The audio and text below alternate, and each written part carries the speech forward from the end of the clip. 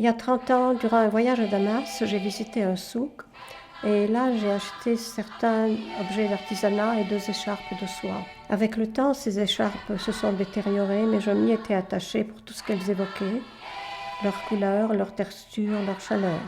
Et j'ai commencé à les mettre en morceaux. Et dans mon atelier, j'ai contemplé leur nouvel état, leur nouvelle forme. Et c'est là qu'elles ont commencé à me parler. Feu et cendre évoquent ce qui se passe actuellement dans ce pays d'une ancienne civilisation. Toute cette situation si sombre et sanguinaire, la destruction. L'œuvre est exécutée sur du papier fait main. Ce papier est légèrement brun et la soie est complètement intégrée au papier, ce qui donne un sentiment d'un ancien manuscrit. L'expression est bouleversante. Cette pièce, par ailleurs, est claire, lumineuse, pleine de joie et d'espoir.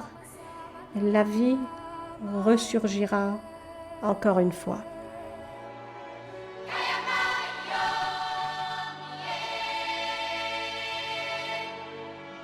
Je suis la gardienne de nos trésors et de nos souvenirs de famille.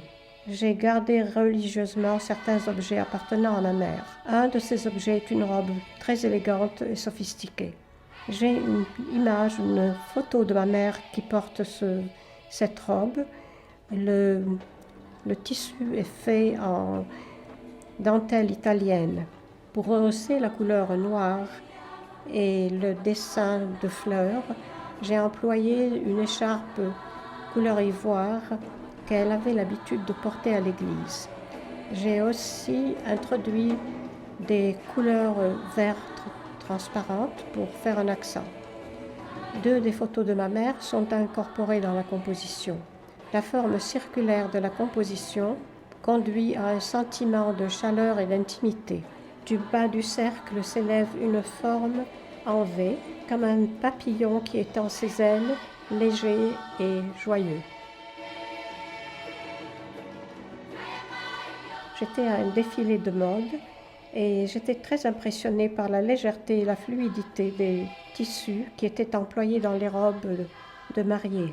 Et j'ai trouvé très intéressant la couleur pourpre transparente qui a été ajoutée au blanc traditionnel.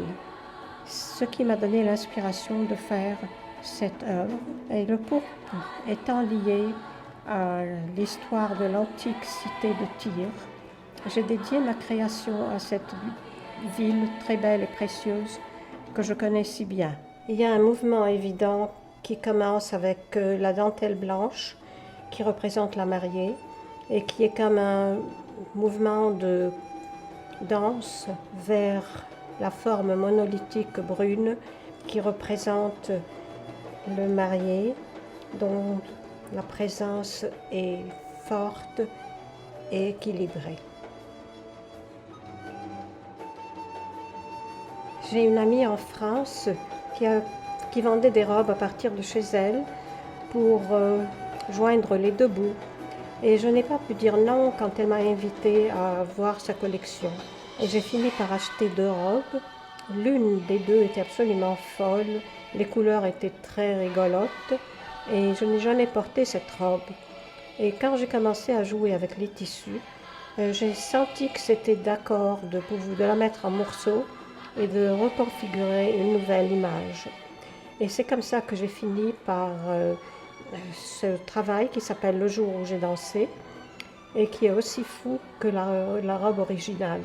Je peux même entendre au lointain le olé et des gens qui tapent et qui cognent et qui dansent. Ce n'est pas la fin de cette robe folle.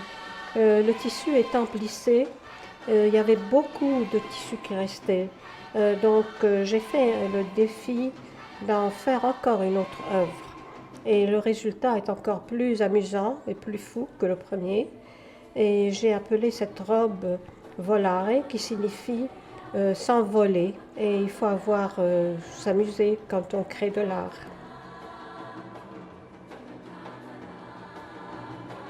Encore une autre écharpe qui a vieilli et qui vient celle-là de Barcelone et il y a beaucoup de souvenirs que je voulais garder. La couleur du rouge intense m'a mené au sujet corrida. Je ne décide jamais à l'avance ce que je ferai de mon œuvre. Je m'assieds là et je commence à jouer avec le tissu.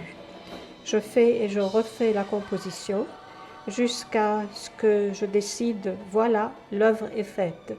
Cela peut me prendre un mois entier avant d'arriver au bout.